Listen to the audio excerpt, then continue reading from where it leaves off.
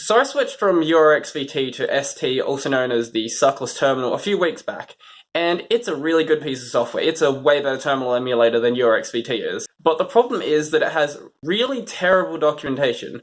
Pretty much the only thing that it has is how to install it. It doesn't tell you how to uninstall it though, and that's a problem, because to make any changes to it, you have to modify the C files, and then to have those changes actually do anything, you have to recompile the code. So today I'm going to talk about how to actually install ST and how to uninstall it so you can actually make these changes. And then after this, I'm going to continue doing a series on how to make ST a really good terminal. And I hope the Suckless guys see this, because if it's going to piss you off, I love that. That's great. So let's get started.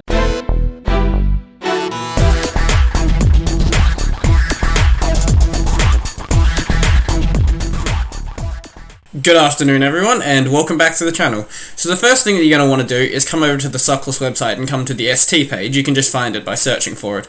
There's a couple of useful things here, like we've got the patches, which we'll go over in another video, because by default ST is a very simple terminal, but there's a couple of things that it doesn't have, like it doesn't have mouse scrolling, which I really like, but whatever, you can add it in afterwards anyway. So they've got their nonsense here about how ST is such a great system, talk about how they've got all these features that they actually don't have by default. They are mostly patches. So what we're going to do from here is we're going to clone the Git repo. You can download the tarball, but it's easier just to clone it. So if we copy this into my terminal, that'll take a few seconds to do.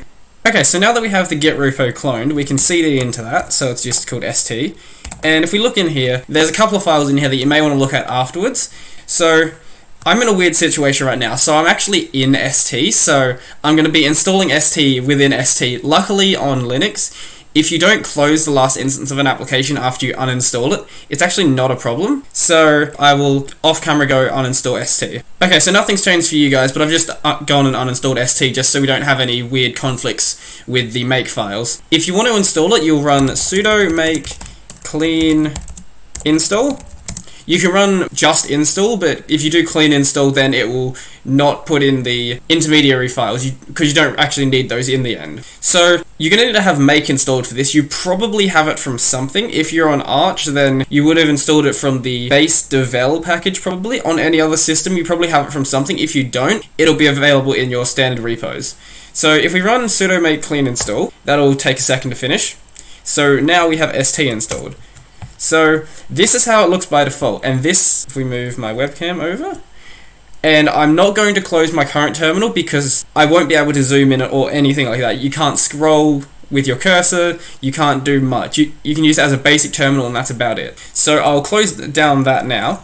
So if you want to uninstall ST, we can do the opposite. We can run sudo make uninstall, and I'm just going to do that now because I don't need that version of ST installed. So if we open up my Ranger, I can walk you through the files that you're going to actually care about. So if we move my webcam down here, so you don't really care about the Git repo, that's just a Git repo. So the most important one initially is going to be this config.h file. So this is where you do all your configs, and yeah, this is the problem with ST and why I think it's important to know how to uninstall it, because this is a C header file. So if you've never worked with a C header file, then you're going to have some fun learning. I guess one of the advantages of the way that ST is set up is it is very fast, because it is just C compiled code. You don't have to read from config files all the time.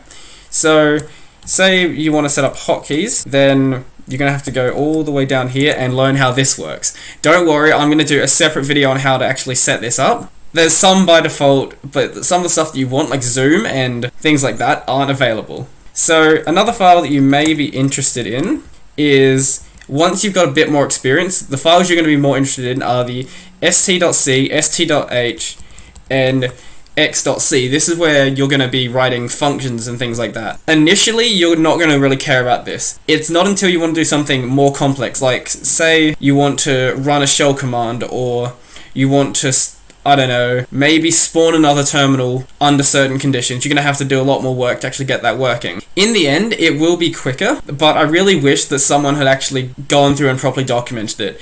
And another problem is the C code is an absolute mess. There is no documentation pretty much. There's a couple of comments here and there, about things, say like, oh, this is needed to support OpenBSD, or this is this other thing, and there's occasional documentation for the structures, but the functions you're gonna have to be pretty much reading through them and guessing what they're doing.